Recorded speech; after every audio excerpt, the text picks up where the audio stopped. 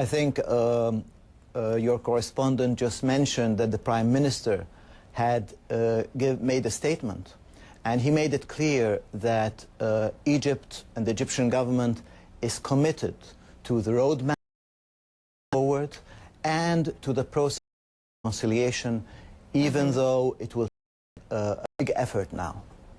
Right, but look, Mohamed al-Baradei, Nobel laureate, interim vice president, even he says, I can't just sit here and continue to serve in this interim leadership structure because it could have been solved differently. Hundreds didn't have to die. Do you agree or disagree with that? I disagree with that. Dr. Baradei is entitled to his personal point of view. I feel that if another alternative had been arrived at, such as postponing this for another week or two or month or two, the casualties would have been higher. So certainly this is not something we're happy with. Any Egyptian loss of life is something that we mourn. Nevertheless, this was the least bad option that we had in front of us. But Ambassador Tawfik, we're hearing reports. One of our colleagues, a Sky News cameraman, was shot. His own producer is saying it looked like a sniper shot. Doesn't it look like the military and security forces were extremely heavy-handed in this? Well, first of all, I'm very sorry to hear about that tragic event. Certainly, no, I think it's not an objective assessment to say who was responsible for that. We certainly need some time to gather evidence and to reach a conclusion what exactly happened, who shot the shots. We know that some of Dr. Morsi's supporters were heavily armed. We know that there was exchanges of gunfire. We know that many on the police side were killed. And certainly we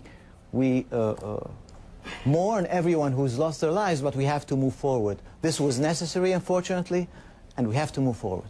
How do you move forward when, in the end, like them or not, this party, the Freedom and Justice Party, those Islamists, those political Islam-based parties, do have some level of legitimacy and popularity in Egypt? When their leaders are jailed, when their presidents are deposed, how can you then, after that, come out and say, but we want an inclusive political process going forward? Doesn't it ring untrue after all this?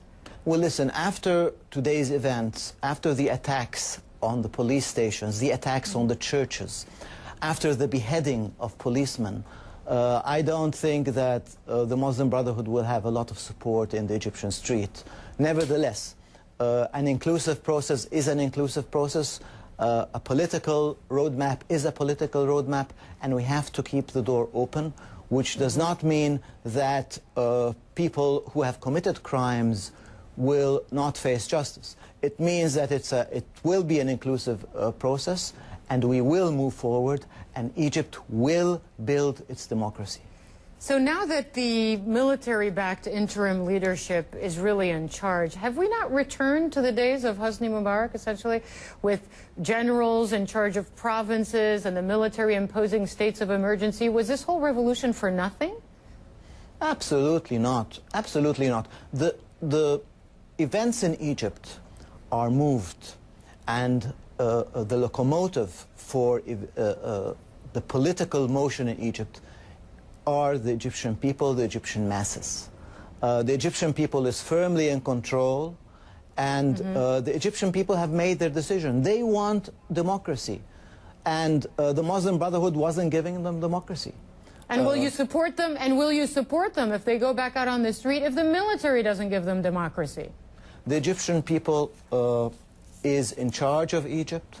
They have a right to guarantee their own future. It's up to me, to the military, to the Egyptian government, to serve the interests of the Egyptian people.